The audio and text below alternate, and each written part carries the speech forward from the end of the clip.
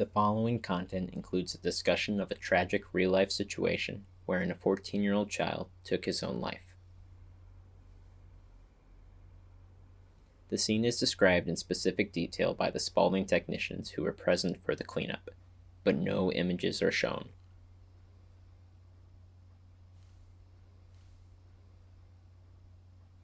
If you think you'd be sensitive to a candid discussion about suicide, viewer discretion is advised. If you or someone you know is contemplating suicide, call 800-273-8255 or visit suicidepreventionlifeline.org. Hey guys, this is Laura Spalding here, CEO of Spalding Decon, and I've got Steve Wolf here, our franchise business consultant, and Fiona Mills here, our franchise ramp-up coach. And you guys have historically asked us quite a bit, how do some of these jobs affect the technicians and everybody that is involved with cleanups that are heavy? And we just experienced the suicide of a 14-year-old kid. And both Fiona and Steve here were on the scene of that job. And we kind of wanted to just talk about it. And you guys can get a better insight of, how they felt, what they saw, how they carry that home with them. So can you kind of tell us a little bit about, I think you got the call first, right? Yeah. So late night call. Got a call late at night, about 8. Cops had just arrived to the scene. Body was still there. All I was told was it was a 14-year-old with a gunshot to the head. Okay. Second story in the bedroom. It was very vague on what was said. Probably on purpose. Yeah. Yes. While I was dealing with that, we were gathering, a group to go out. Then I let everyone know what little information I was given.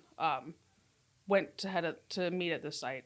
The whole drive there for me is kind of like a mental prep, right? Like, yeah. I know it's a gunshot, so I have an idea of what it's going to be, but it affects you differently when it's a child. Right. And it was fresh. So I was the first one to arrive at the scene. Okay. When I arrived, the body had just been removed. They told me just to go upstairs, kind of just told me where to go and let me go by myself. I stood in front of the bedroom. Was there a lot of people there? Was the police still there? Nope. I actually passed them on the road. Okay. Like, we kind of switched out. That's good timing. Type deal. I got led into the house, just saw one person, and they told me just to go upstairs to the left. So I did.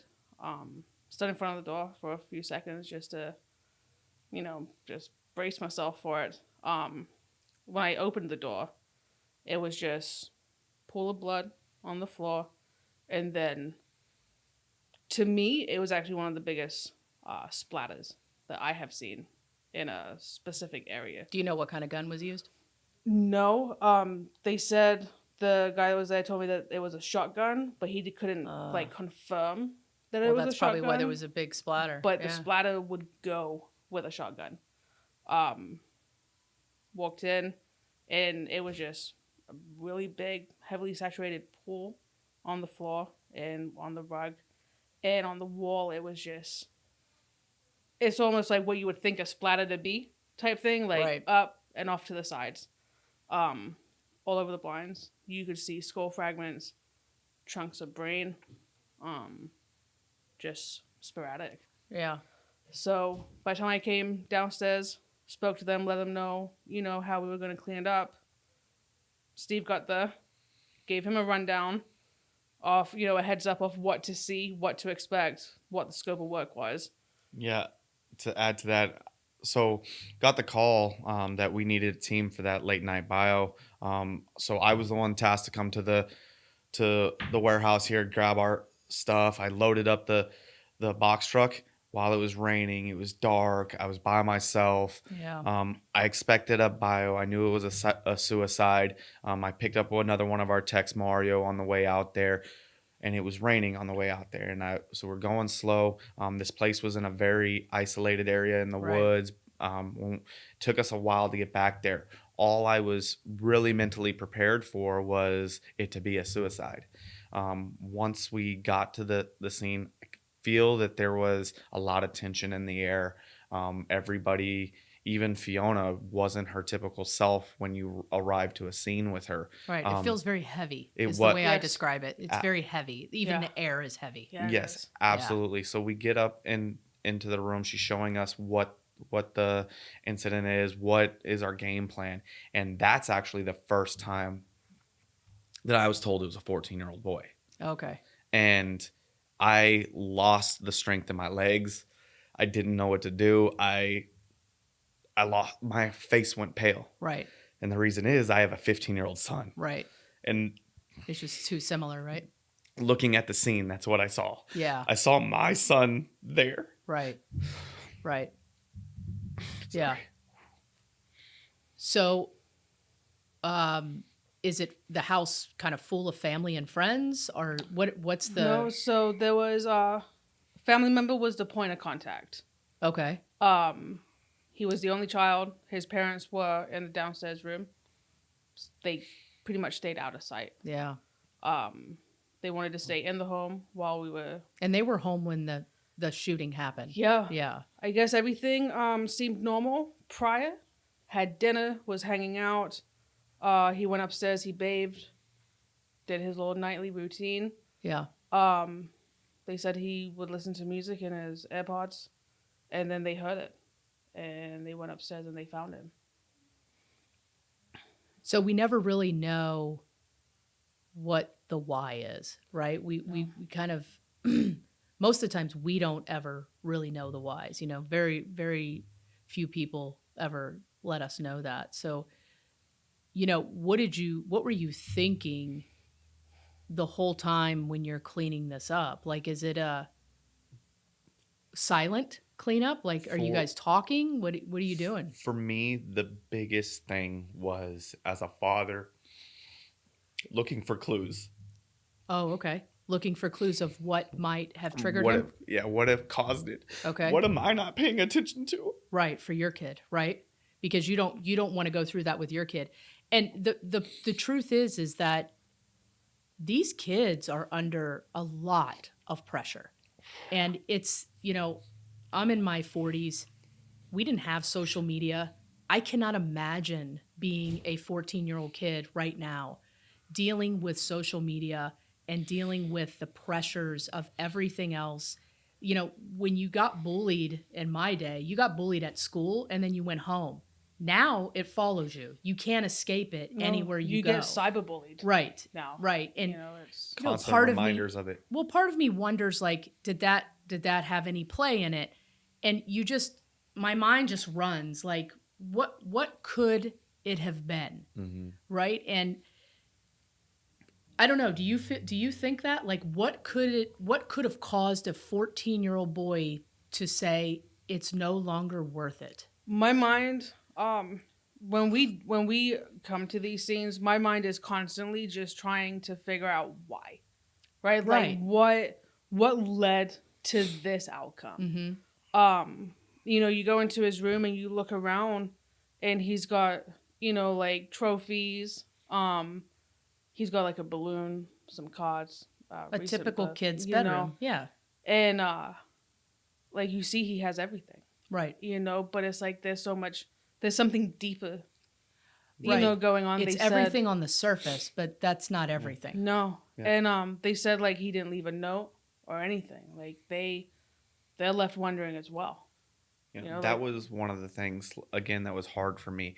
As she said, he had sports trophies, so he was participating in group activities. He looked Right. he had a computer in his room, and, Right. and it looked like he had a decent setup. You know, he had a lot of other stuff. It looks like he was into like the music. She said we found the AirPods on the floor and stuff like Right. that. So you're and thinking this is not a withdrawn kid. no, he This looks, is a kid that's very much involved in other stuff. yeah, especially because when you make the assumption of something like this, you're thinking this kid is isolated, he doesn't want to be around anybody.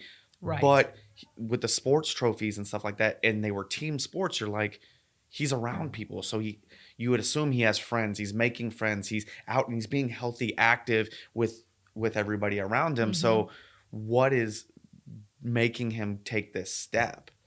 And Well, and that's one thing that goes through my head when I see these is, were there signs that people missed, or were there signs that people saw and they just really didn't know what to do? yeah. I always feel that way, and I always think like, am I paying attention enough to everyone, around me, or do people not show signs like you would think they would?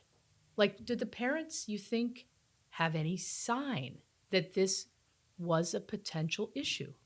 Depression or a withdrawal, a breakup, I don't know what you do when you're 14, but there's a lot of things, but like he was saying, usually you would think, if the kid's withdrawn, there's no friends, there's no activities, but this wasn't the case. No.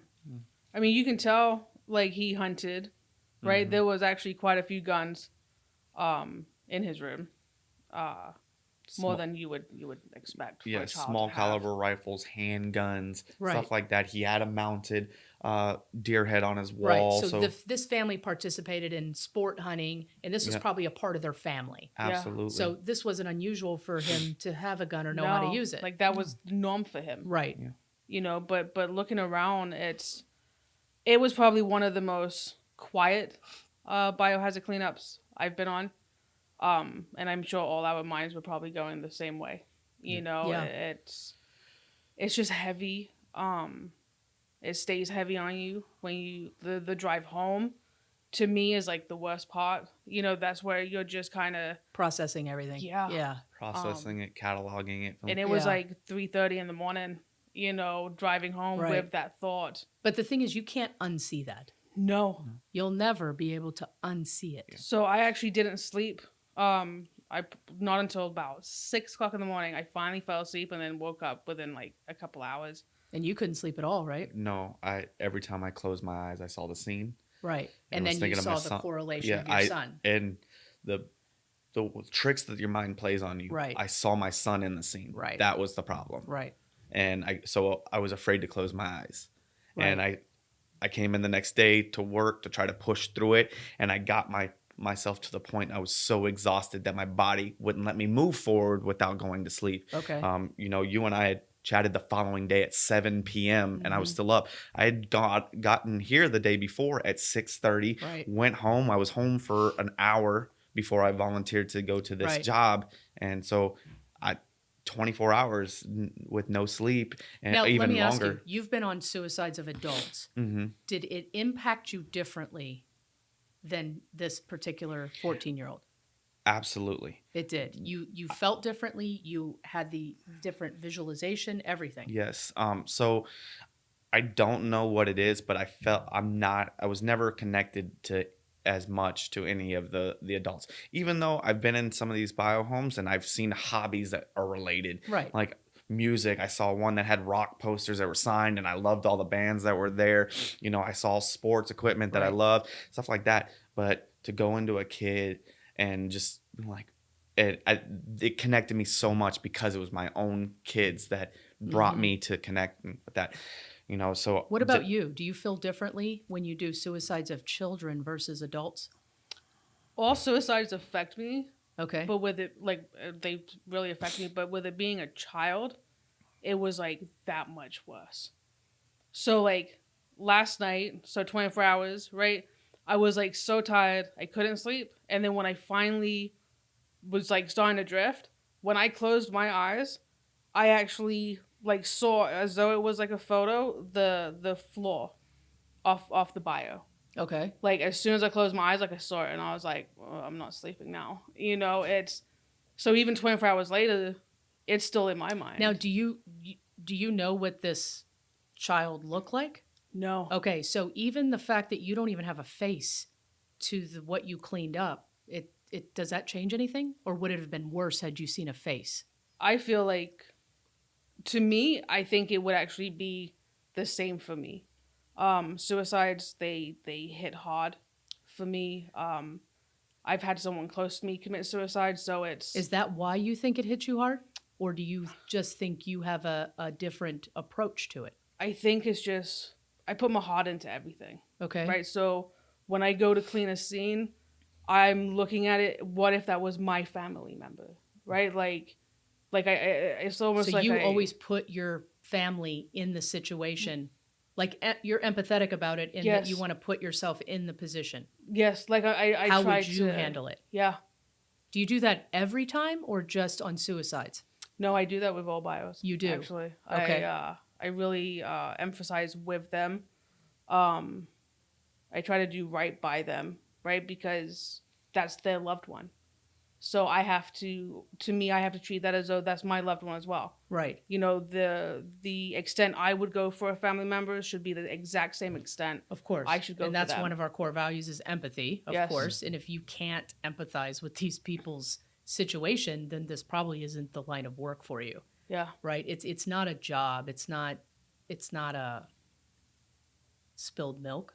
You know, Yeah. there's actually a human component on the end of it. Mm-hmm. When you go to just a normal kind of unattended death, what goes through your mind that might be different than the suicide? Is it more just elderly person So was with not found? unattended deaths, typically we find that they are elderly. Those impact me less than suicides because I feel that that person has fulfilled their life. They lived Right. a long-lasting life, and this was just a natural course.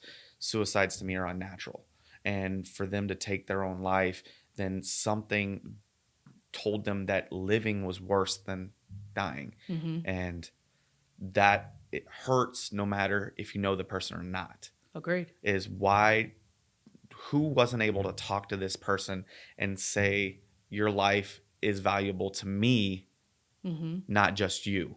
I need you to be here for me. And I think that sometimes that's what they may be missing is just someone telling them you might not feel value in yourself, but let me tell you there is value in yourself, and your value is I need you here for me and for you, and that you can impact the world if you stay here with us. So people typically have pretty strong opinions about suicide.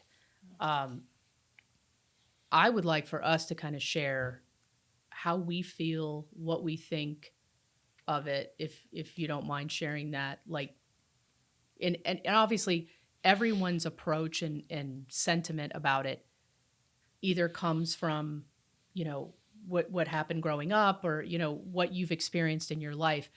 We are in an uncanny position to where this is part of our daily lives. Like we clean up quite a few suicides, whether it's a child or an adult, we do a lot. So what is your personal opinion on it? How do you look at it? Because I know a lot of people have strong opinions. A lot of people say it's selfish. How do you feel about it?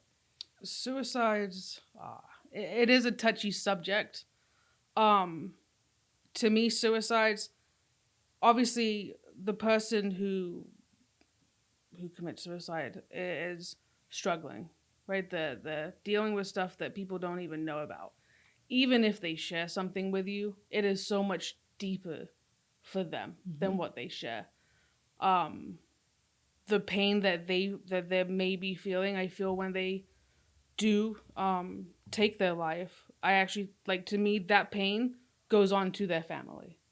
Like, as whatever they're feeling, like, that family now feels the pain, right, that they were going through. So it's like, it may take the pain away from them because they're not here anymore, but then you have everyone else feeling it. Mm-hmm. You know, it's something that I don't think anyone will truly understand what gets someone to the point of actually going through and doing that. Not unless you've been You there, know, right? it's- You can't possibly know Yeah, what leads to that desperation. yeah. What's your opinion on it?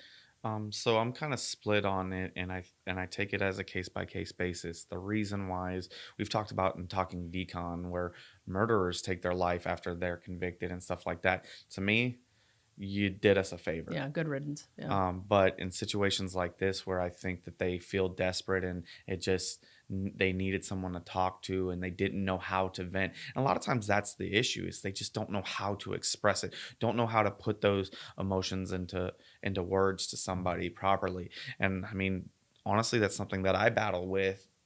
Is, you know, sometimes there's emotions that I have that I don't know how to battle. Oh, of course. And, you know, talking about my father triggers that. I don't talk to anybody about my father like that and tell them, you know, what are the other things that I go through on a daily basis because of my Sure. dad and stuff like that. I don't talk about that Right. stuff, but I know that there are ways to vent. And what do I vent? I bury myself into playing sports or doing something like that. Sure. That is my release. And I think that some people just never have that realization of a way to express themselves. What doesn't mean you have to talk about it, but express yourself to be.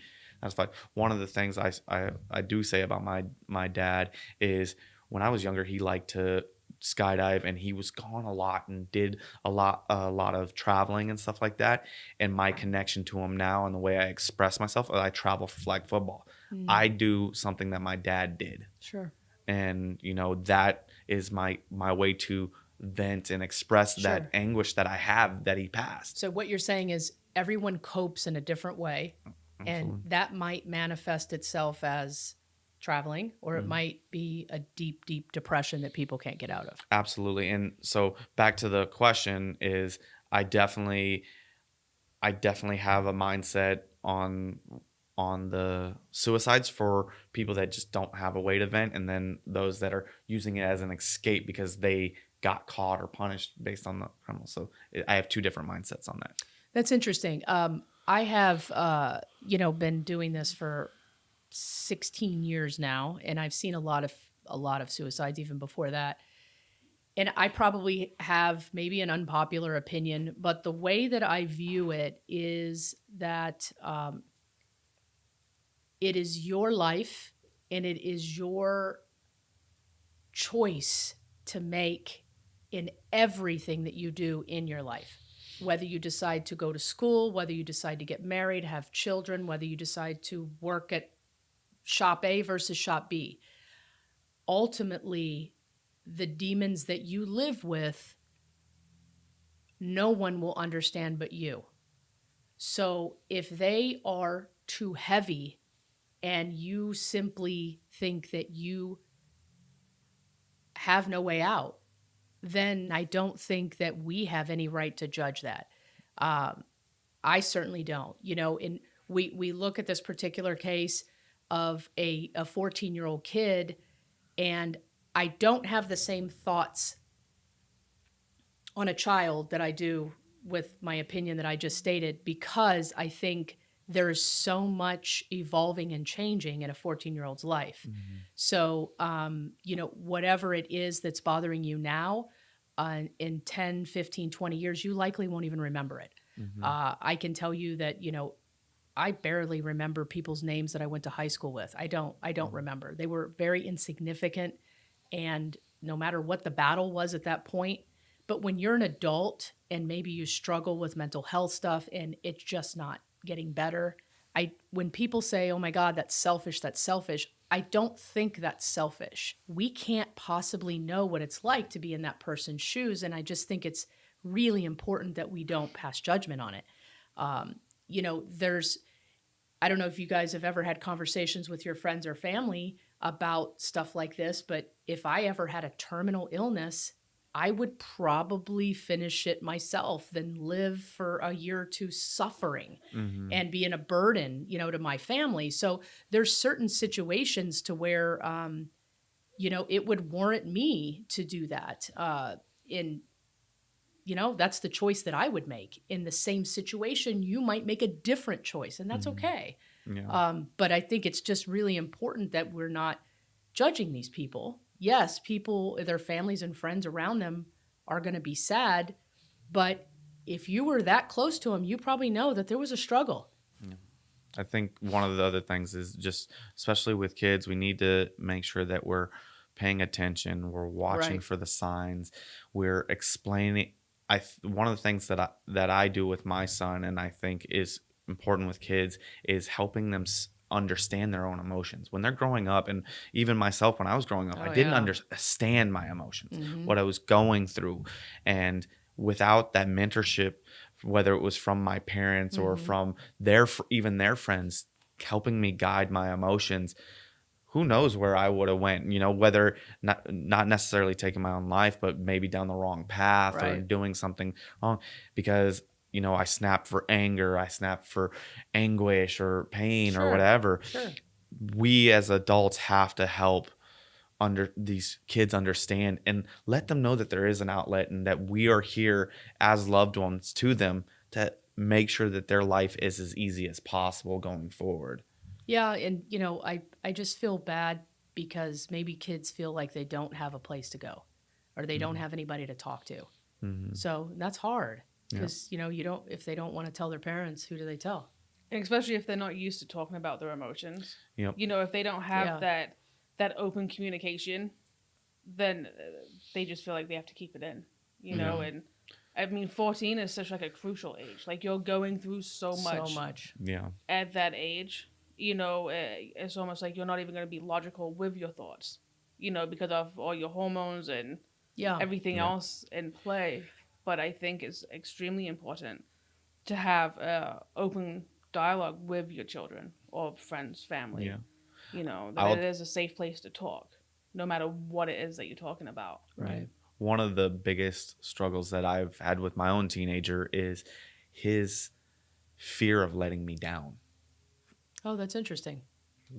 So I constantly, no matter what he does, I have to let him know Yes. he didn't let me down. Right. Okay. I try not to use the word disappointed. Right. I'm not disappointed. You're not Right. letting me down. I understand what you're going through. Gets in trouble. Right. Hey, dad did that too. But we Oh, got to do better than that. What I'll just use an example. My son got caught smoking vape cigarettes. Hey, dad used to steal Yeah. mom's cigarettes and go sneak Uh-huh. off in the wood and smoke cigarettes. You didn't disappoint me. Right. Just, dude, I already told you. If you have a question, come to me, ask, even about this stuff. Right. Let me know, because I don't want you to go through the troubles that I did. Mhm. And hey, I smoked a cigarette and I got sick and didn't know that it was from the cigarette. Mhm. Well, let me tell you some of those things. And that my son's thing to me was, I just didn't want to let you down, Dad. Right. And I think kids have a lot to deal with. yeah. They really do. They have to get good grades and they have to make sure that they're not disappointing their parents, and they want to make friends and they want to be liked and they want to be athletic and successful. And it's a lot of pressure. Mm-hmm. It really is.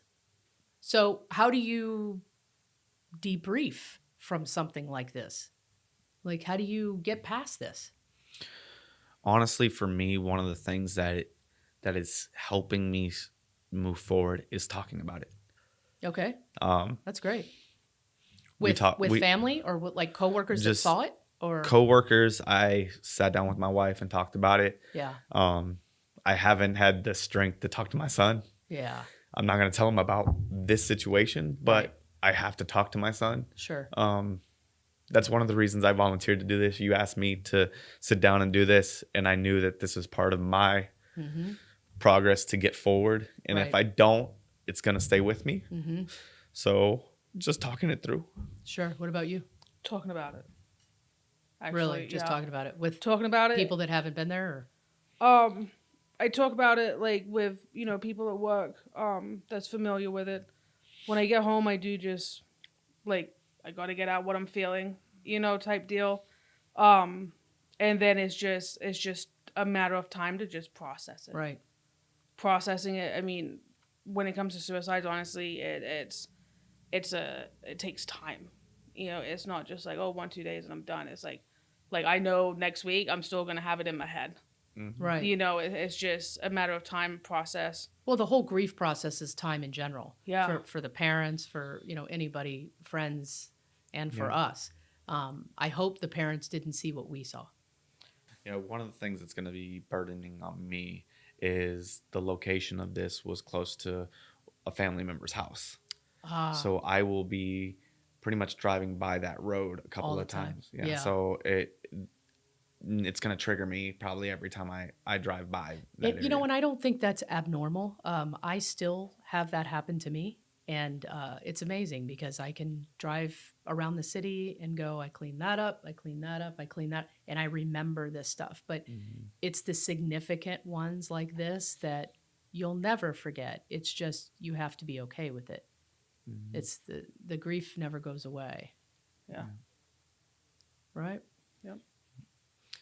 So, if you need to help someone or know of someone or you yourself need help with thoughts of suicide, there's a suicide hotline right here. Give it a call. Thanks for listening.